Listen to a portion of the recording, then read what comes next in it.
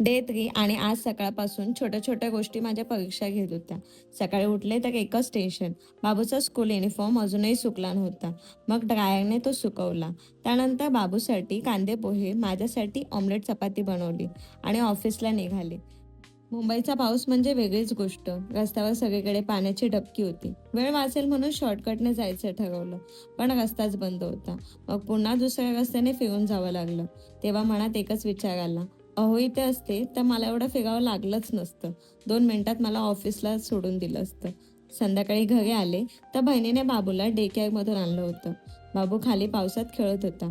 तेवढ्यात पाण्याच्या डबक्यात मला एक सुंदर बगळा दिसला. त्याचा व्हिडिओ काढायला गेले आणि तो तिथून उडून गेला. रात्री बाबूसाठी व्हेजिटेबल सूप बनवलं आणि घर आवरायला घेतलं. मी एकीकडे घर आवरत होते तर बाबू दुसरीकडे पाण्यात मस्त खेळत होता.